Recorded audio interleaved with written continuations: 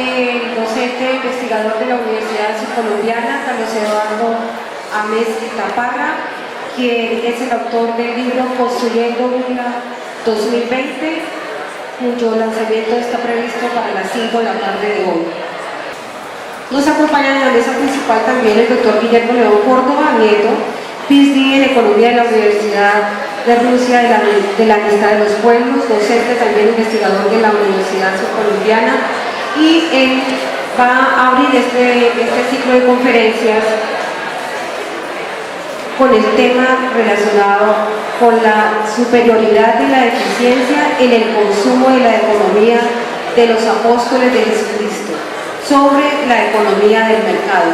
Así se titula la ponencia del doctor Guillermo León Córdoba, a quien le damos la bienvenida. Doctor Guillermo, muy buenas tardes, recibámoslo con un aplauso.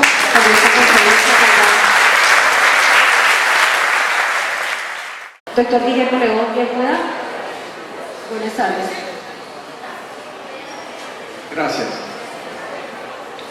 Primero que todo, quiero dar un saludo a tan distinguida asistencia, a los sacerdotes Jairo Trujillo Polanco, Juan Carlos Liévanos, a los invitados de Chile, de Flaxo, la doctora Simón, a todos los presentes, profesores, estudiantes. Hablo en nombre del programa de Economía de la Universidad, de la Facultad de Economía y Administración de la Universidad Colombiana. Hablo en nombre de la Sociedad de Economistas del WILDA, de la cual soy vicepresidente. Le agradezco a todos la asistencia. También le deseo agradecer a mi colaborador de digitación del material, a Jorge Iván Ayala, egresado ya de acá del programa de Economía.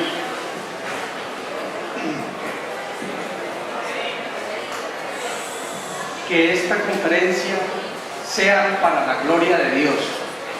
Se la ofrezco a nuestro Señor Jesucristo, al Sagrado Corazón de Jesús, patrono de Colombia, cuyo día celebramos hoy. También se la ofrezco a la Santísima Virgen María en su advocación de Santa María de la Paz.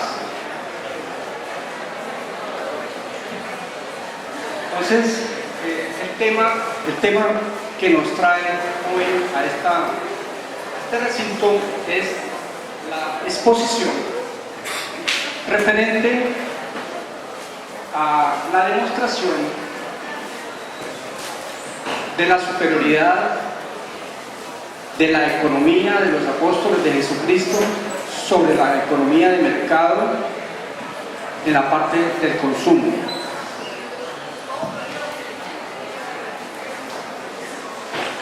Empezamos diciendo que la economía tiene tres dimensiones. Viene desde el año de 1776 con la publicación del libro de Adam Smith, Riqueza de las Naciones, en su forma corta, quien es considerado el padre de la economía. Seguimos. Hay una clasificación de la evolución de la economía hecha por Marx. Es esta.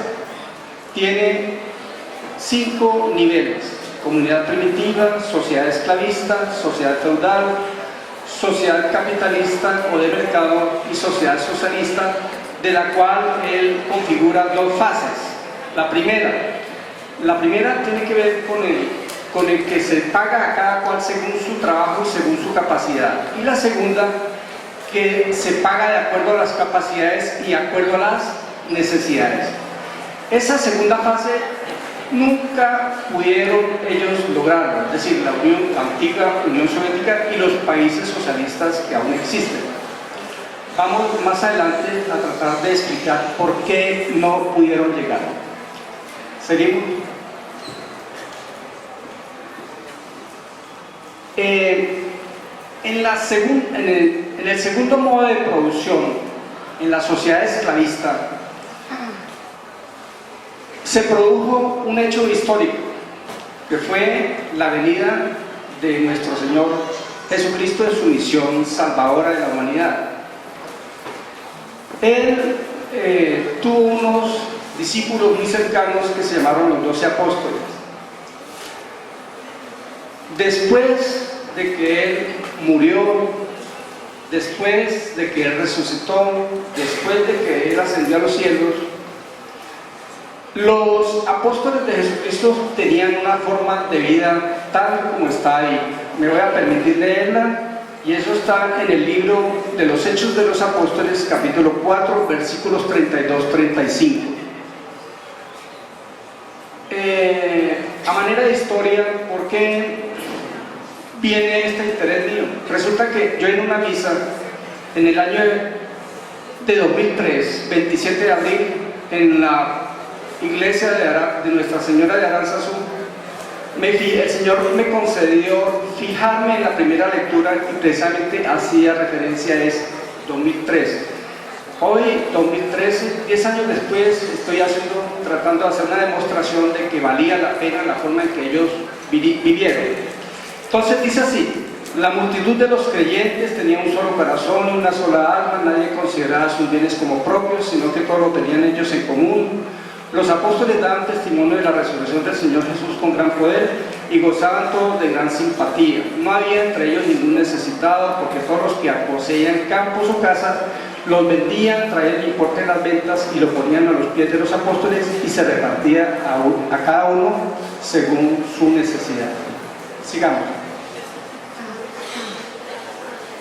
Ahí están clasificados los principios de vida de los apóstoles: unidad en corazón y alma, propiedad común sobre los bienes, nadie pasaba necesidad, repartían el producto de acuerdo a las necesidades de cada uno, había honestidad y el fraude se pagaba con la vida. Ahí está el ejemplo de Ananías y Zafira. En el capítulo 15, todos esos versos que están ahí hablan precisamente de una persona que quiso hacer fraude y pagó con la propia vida por la acción del Espíritu Santo. Sigamos. Ahora, contrastemos lo de los apóstoles con lo que decía Marx. Marx, en su libro Crítica del Programa de Gotha, dice: cuando con el desarrollo de los individuos en todos sus aspectos crezcan también las fuerzas productivas y corran a chorro lleno los manantiales de la riqueza colectiva, solo entonces podrá rebasarse totalmente el estrecho horizonte del derecho burgués y la sociedad podrá escribir en su bandera de cada cual según sus capacidades, a cada cual según sus necesidades. Entonces ahí vemos algo que concuerda, pero no plenamente. Una cosa es Marx y otra cosa son los apóstoles. Marx fue pues crítico de la religión, a tal punto que dijo que la religión era el opio del pueblo, y resulta que eso tampoco es así. La religión me ha permitido ser una mejor persona, a mí personalmente, y nos puede permitir a todos vivir una vida mejor. Sigamos. Entonces decimos que Marx no consideró que 18 siglos atrás los apóstoles habían vivido un modelo análogo al suyo en cuanto a la propiedad común y al reparto de acuerdo a las necesidades de cada uno. No advirtió que los bienes, los factores de producción para generarlos son escasos y por tanto no puede haber una abundancia generalizada de bienes para ser repartidos de acuerdo a las necesidades de cada uno. Y eso es cierto. No podemos producir.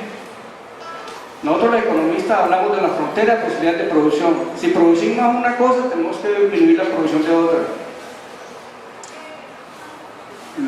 La única abundancia que puede haber es lo que aconteció con la multiplicación de los panes que hizo Jesucristo. Ahí sí hay abundancia infinita. Pero en el mundo material, por nosotros mismos, no puede haber con los recursos que tenemos. No puede haber repartición, no puede haber una abundancia generalizada, porque sí, y así intentemos, pero no. Sigamos. Ahora viene, decíamos, de la URSS. La URSS construyó su sistema socialista, que se considera un socialismo desarrollado. Quisieron pasar a la segunda fase, pero nunca pudieron, no tuvieron la fórmula. ¿Qué pasó allá? Primero, había bajos ritmos de crecimiento durante un tiempo prolongado, 20 años. Lo que pasa es que los dirigentes no se enteraron de eso. Allá los que se encargaban de reportar las cifras las alteraban para quedar bien con las instancias superiores. Y por eso el mismo dirigente, el presidente de esa época, creía que la situación en la realidad era otra, por mala información de los que lo rodeaban, por los áulicos que él tenía. También por su carrera armamentista espacial, se puso en ese cuento. También un error, ellos consideraron de que había que las ramas productoras de bienes de capital o bienes de producción había que desarrollarlas en forma aventajada frente a los bienes de consumo, y por eso sucedía lo que está sucediendo ahorita en Venezuela. No había papel higiénico allá, yo viví eso, aún no había periodos de escasez, por eso precisamente. Apatía del recurso humano, corrupción, excesivo aparato estatal, énfasis en necesidades materiales, y el Estado tenía un desdén total por las necesidades espirituales de la población. Incluso las iglesias, pues yo en ese tiempo era ateo y creía que eso era lo correcto. Las iglesias las convirtieron en museo, por lo menos la que está en la Plaza Roja, y muchas. Incluso en la época de Stalin, algunas fueron destruidas. Es decir, se ensañaron contra la fe de la gente. Y vean cómo son las cosas. En 1917, el 13 de mayo, en Fátima, Portugal, la Virgen María se apareció y ella profetizó la conversión de Rusia, y ocurrió en el año 90, cuando se dio a pique el sistema socialista orientado por ateos. Yo digo que el sistema socialista, si se hiciera espiritual, religioso, sería una cosa muy interesante. ¿Qué tal que todas las empresas, las 500 grandes multinacionales del mundo, se vinieran para Colombia? Pasaría lo mismo, seríamos la primera potencia. Y allí en China se reparte de acuerdo también al trabajo, no de acuerdo a las necesidades.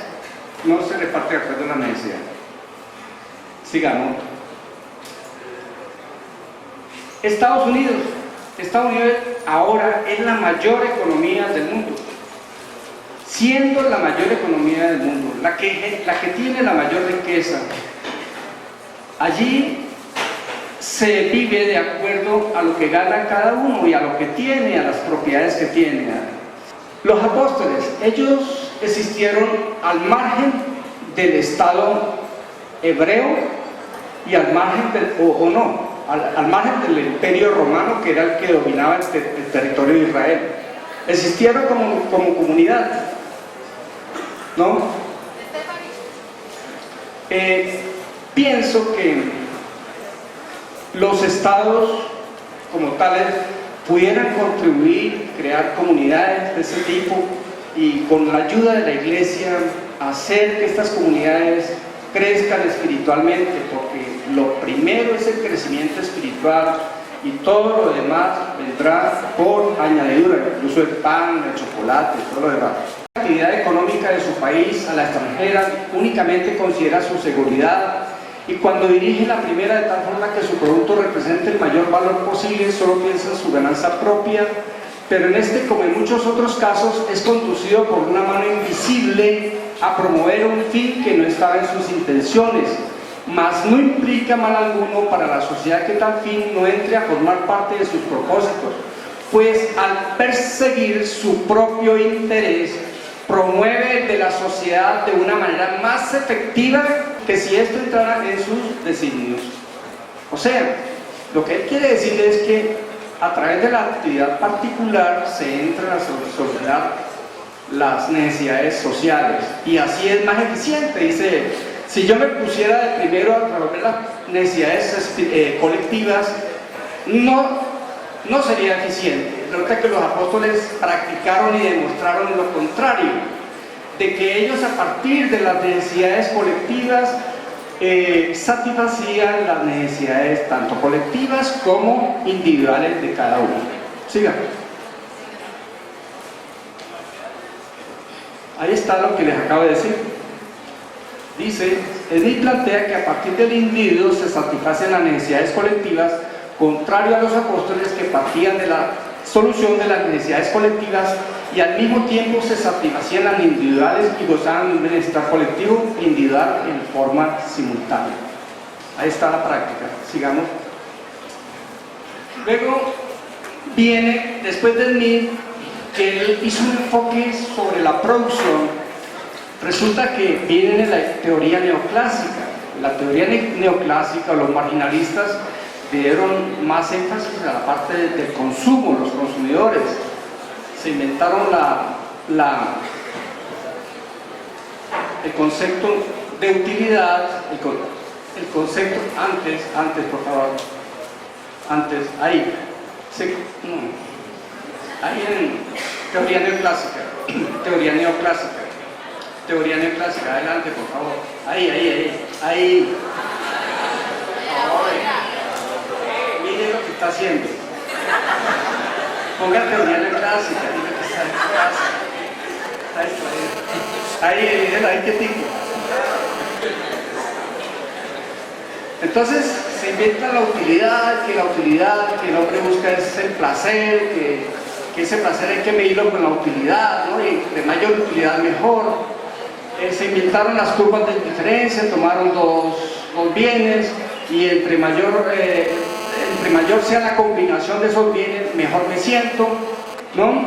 La renta presupuestaria, es decir, que yo no puedo aspirar a mucho, sino de acuerdo a lo que tenga en el bolsillo y de acuerdo a los precios de los dos bienes, se forma el equilibrio del consumidor y ahí, con el equilibrio del consumidor, ellos compararon precio de un bien y cantidades de otro bien, aumentaban los precios y las cantidades iban disminuyendo.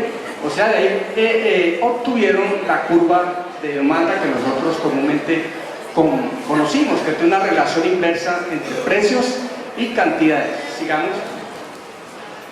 Keynes, pues, prácticamente es considerado el salvador del capitalismo en el ámbito de la economía de mercado.